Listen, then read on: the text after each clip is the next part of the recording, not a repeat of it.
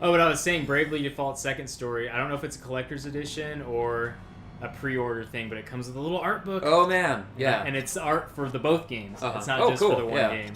And there's a demo that is you can download that is missions, like it's a prelude to the sequel.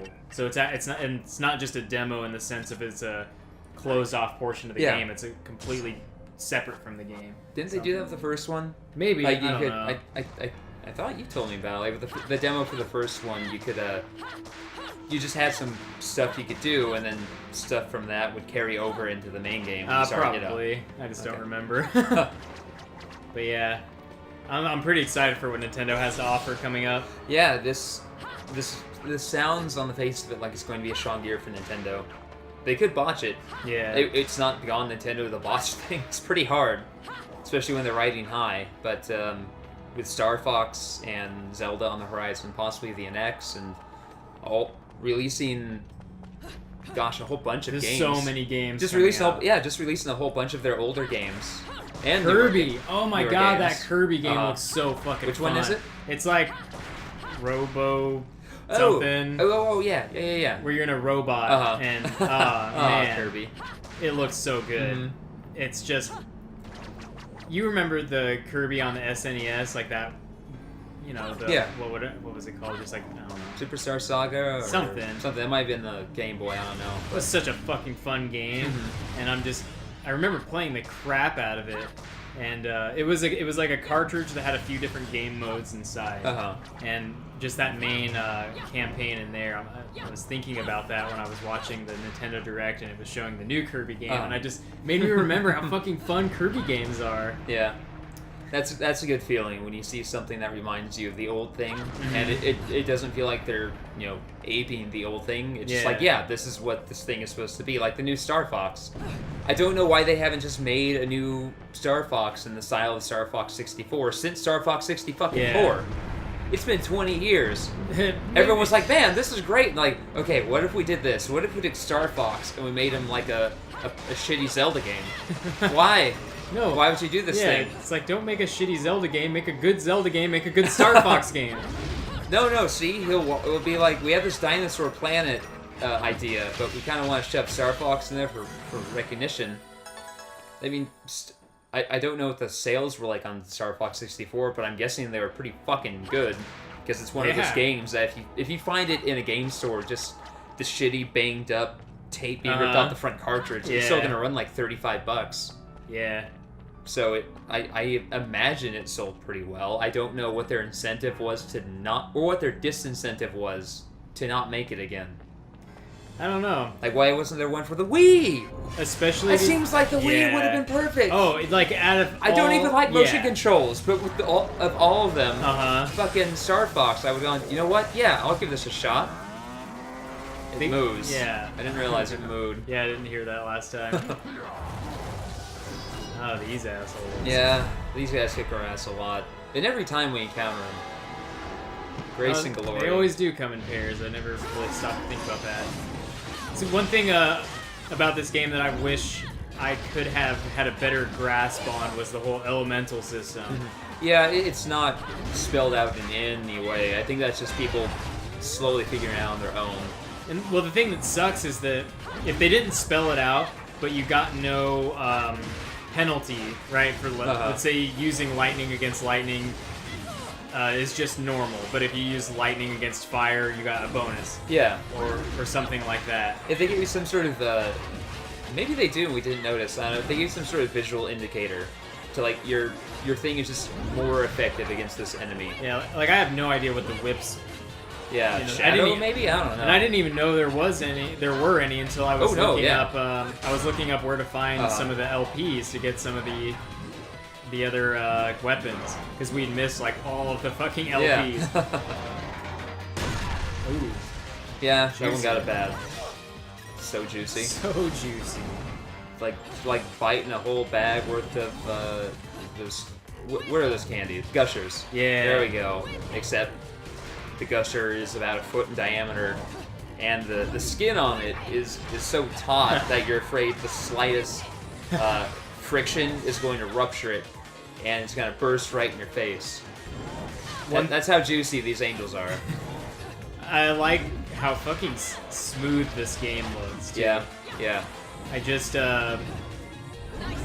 like a whole lot of things, it's something that I didn't really take into consideration while I was playing it, or while we were playing it, because you're just too in it. Yeah. But also, if it was running like shit, it would have stood out. Yeah. When of course. When things run smoothly, they don't stand out. Well, that's why the PS3 version of this game is pretty notorious, because it was ported to the PS3 from the Xbox 360 as kind of an afterthought, and it's a huge downgrade from the 360 for whatever reason. It's strangely fuzzy, kind of, like it doesn't have the level of visual fidelity. It has a lot of screen tearing. I almost bought it on the PS3. I didn't know any of that. I was like, I kind of want to get this game for the PS3, and then bought it for the 360 because I just grabbed it for that. Got back to my barracks. I was like, fuck, I wanted to get this for the PS3. Well.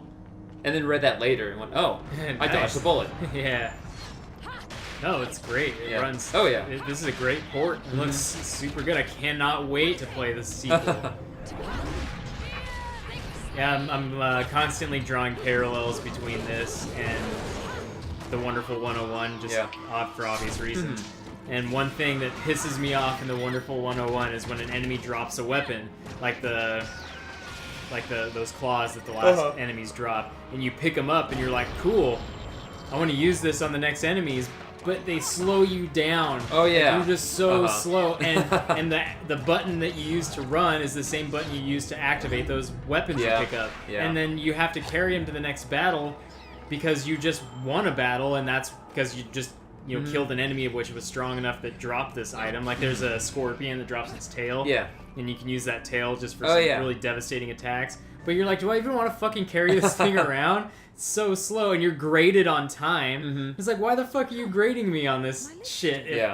Like, And I think they do it a little differently in Wonderful 101 as well, because there are multiple encounters per, like, grading section, right?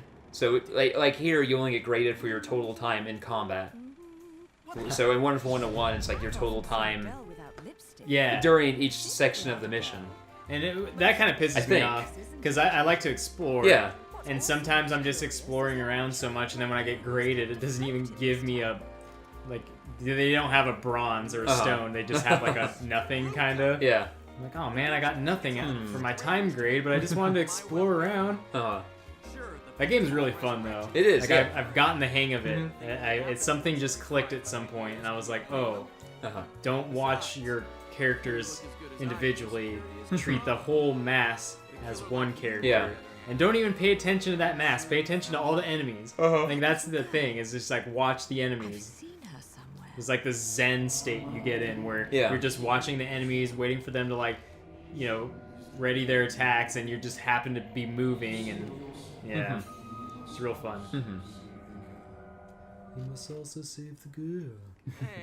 Like I said, I really hope that Wonderful 101 gets a sequel down the road, because I'd like to see them take what they have there and refine it. Yeah. The way that they refined Bayonetta into Revengeance and then Bayonetta 2. Yeah, sure, hope so. I'm really enjoying the Wonderful 101. I love even the non-gameplay stuff, like the cutscenes and the voice acting are fucking amazing. Oh yeah, yeah. The Wonderful Green is so precious. With his gun. The ultimate cheater. It sounds like the voice actor who played Dexter on Dexter's Lab. Probably. She gets around. Yeah. And it's just amazing that she can keep up that same voice over all these years. Well, I mean, Goku in Japan has had the same grandma voice actor for like 30 years now.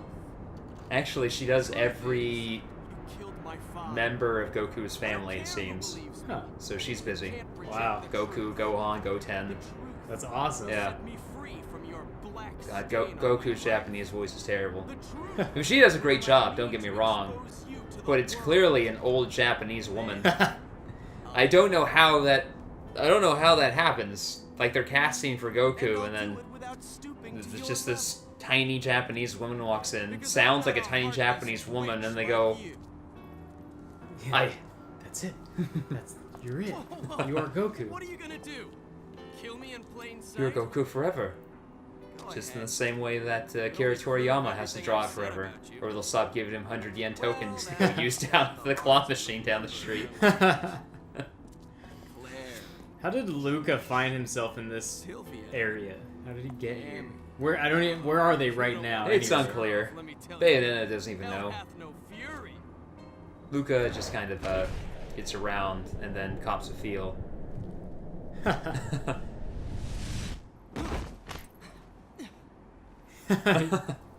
He's like, please move. I have a huge boner right now and it's super embarrassing. If you could just get off me. Or, you know, rearrange those words as you wish. It's like one or the other.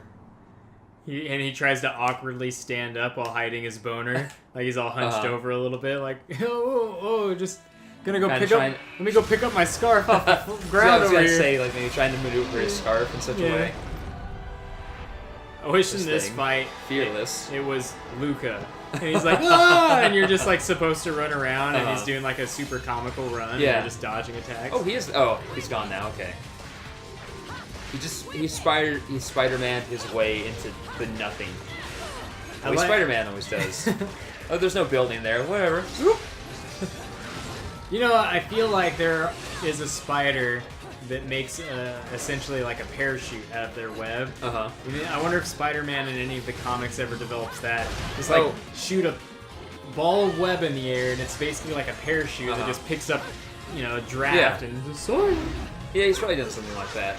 A lot of baby spiders do that. Yeah. They just climb up and then they throw out a little strand of webbing and then the wind carries them off. And we don't weigh anything! Yay! And so you might find yourself suddenly be descended upon by thousands of tiny baby spiders. It could happen. Just know that's a possibility, everyone. I hope you knew that before I said it, and I didn't just ruin your life. Are you all of our mommies? What do you mean all of you? Oh no! Let's eat mommy! Yay! What? Don't eat mommy. These assholes. I've had arachnophobia ever since I saw that movie, Jaws. I'm trying to remember, how do you deal with these things? Because you hit them in the face. You can attack them from the side. Oh, okay. Or, if you hit them in the face enough, their face armor shatters. There's probably... I imagine you knock that projectile back at them and that shatters it really quick. But we just kind of fuck around until they're dead. That was our strategy. You remember how we were talking about the difference between... I should be able to pull that off more often. Yeah. The difference between Bayonetta losing her clothes as a reward for kicking ass versus other games where they lose their clothes as a punishment for getting your ass beat. Yeah. And how that's weird. In the Wonderful 101, when they die, like, or when you get a game over, they're like, no! Yeah, their outfit just goes poof. So they're just like these little chubby, I'm usually Wonder Green because he's just precious. And so it's just this chubby Wonder Green, floating through the air, just, no! In this underwear. So great.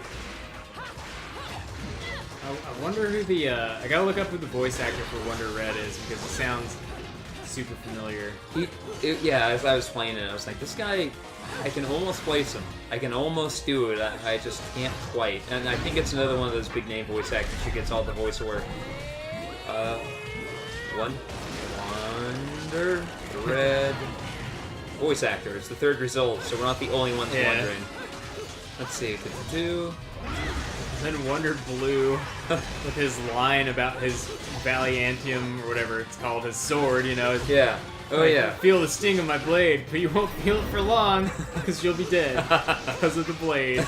And that one dude just cuts him off. Yeah. Like, don't have fucking time for this. In English, it's Charlie Schlatter. Huh. Let me see what else he's done. Come on, show me Charlie Schlatter. He was Timmy in Winx Club 1 hour premiere special. In G.I. Joe Renegade.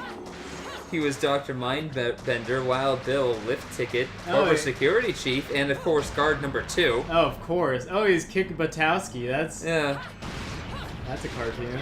In the Fairly Odd Parents, he was Shimmer, Announcer 2, Fairy Geek 1, Kid 1, Security Guard 2. So he does get a lot of work. He does. But they're just nothing is... Yeah, he's just perpetually, like, second guy to the left. This is his one starring role, it seems. Wow. Oh, he was Flash in The Batman, 2004. The Batman. Not even Flash in The Flash. Flash in The Batman. He was a character named Tadpole in Fish Police from 1992. Did we just lose there? I don't even know what happened. Were we fighting the boat? We fell, and then all of a sudden we just... It wasn't a game over, though. Just sort of respawned. No. That's weird. I think I killed the boat, but fell because I couldn't get back, and then I had to run all the way back in order to... I remember this part. It pissed me off a lot. This is one of those chunks of the game that I don't remember fondly. I've wanted to replay this game for the past 7 years. I think it came out in 2009. And I just haven't. Because in my mind, I was like, I don't remember quite what it is. But when I think about this game, I'm kind of frustrated. Like, I remember getting my ass kicked, or just... For some reason, I was really hesitant to go back to it. And as we played it, I remembered, oh yeah, I had a lot of fun with this. It just... There are all these moments that really got on my nerves a bit. Like fighting those boat enemies. Anything that involves platforming and the environment killing you. Yeah. That's just... Like fuck that. There's not a character action game I've ever played where the platforming is a memorable aspect of it. Memorable in a bad way. Yeah, well, in the worst way, of course. Where you go, oof, I wish I didn't have to do this. Yeah, the... that isometric sort of perspective that the Wonderful 101 is in. It's great most of the time. It's great. But sometimes it's just the fucking worst. You're trying to draw the hang glider or something at a certain angle, and then trying to fly the hang glider. Yeah. There's one part in that game that is fucking my favorite so far, and it's the road starts breaking, and you have to run down a road while it's like a freeway as it's falling apart, and it just looks really funny because it's all these people, all these superpowered like people running in one huge ass group away from this crumbling street, and it's so quick and frantic. It's just really comedic, and it also just, how that game, it's from a faraway angle or far away viewpoint, so everything doesn't have perspective, right? And so it really just looks like a playset, like a Lego playset or something. And it's just so fucking hilarious, like these, and everyone's just running. We died again. And we died a lot. We do. We die so many times. Make a drinking game of it, everyone. When did these jackasses die? Oh, time for another shot of whatever you're drinking, Jeremy. Yeah, Jeremy. Chirper, how you doing? I just hope that anyone who watches this, or any of these where we mention Jeremy, they're just like, who the fuck's Jeremy? And then I really hope that the one subscriber is like, just... is watching us every day, because he's like, oh man, I'm the one. Like, I could be on the ground floor of this, if this ever becomes something. I'm enjoying these guys. I'm Jeremy. Yeah. And then we make a shirt where it's like Jer Bear, #1 subscriber, and it's just a dumpy bear sitting behind a computer, like being illuminated. And he's like, oh, but that's me. Oh. Changes his Twitter handle to @JerBear. Then we have to sue him. Come on, Jeremy. Come on. You're gonna have to pay if you want to use that Twitter handle. Oh no! And then we hurry up and swoop up his old Twitter handle, so we can't even go back to that. And we're like, Yeah, he has no claims. He has no claim on it. Like we can sell it back to you, Jeremy. Oh, it's not like that. It's the reverse of that guy who bought Diablo3.com back in like 2000, and just sat on it for 8 years. And then when Blizzard came knocking, we're like, well, I guess we can pay you a boatload of money for it. Yeah. It's like, okay. I mean, that's just... You ought to give a person like that credit. Yeah. It's like, way to go. You had faith in us in some kind of really strange, self-serving way. God, the whole end the cutscene and immediately get attacked. Yeah, every time. I hardly remember these at all. Me too. We get a chainsaw from them. Okay. And we were really surprised when we got the chainsaw. I remember that. Because she... Well, I won't spoil how she gets the chainsaw. Because you're about to find out. Just out of nowhere. Yeah. That's right. It's the only special weapon you get that isn't held by the enemy. She just has it in, like, hammer space. Or chain space, I guess. And see, that's another one of those instances where it's like she's this really elegant ballerina, dancer, you know, elegant lady, but then all of a sudden, gigantic fucking chainsaw. Oh, it's great. Oh, this game is great. Isn't it, Jeremy? Don't you love Bayonetta, Jeremy? Tell us in the comments, Jeremy. Woo! Tell us in the fucking comments, Jeremy. Jared Bear. Just find a way to find that one subscriber's email. Just be like, why aren't you fucking commenting, Jeremy? Why aren't you starting the handle XX Sephiroth 420XX just to shit on us, Jerry Bear? Where's the CDP LTD Wikia, Jeremy? Why aren't you watching every episode of Wild Arms? All 56 of them. All 24 or so hours of it. Finding every instance of us saying, I don't know, poverty, dessert, yeah, or any number of things. And why aren't you building that glossary of all the weird terminology that we have, and so people can reference it? So then when we talk about poverty dessert again, because it's gonna come up. I shop at Grocery Outlet, and let me tell you, there's some poverty dessert over there. Man, let me tell you something else. My willpower ain't the strongest part of me. I was at the gas station, I think, the other day, and I was looking at those little desserts. You know how they used to come in 2-packs? Which ones? Oh, just all of them. All those little cakes? Yeah. They all come in 3-packs now. They know. Like Zingers, 3-pack. Yeah. All of them that used to just be twins, you know? Yeah. Just all fucking 3-packs. 2 little cupcakes. Mm-hmm. Now it's all 3. Oh. They know. Their audience got too big. Yeah. And 2 wasn't going to satisfy them, but they didn't want to buy 4, because only a fat ass would buy 4 Zingers.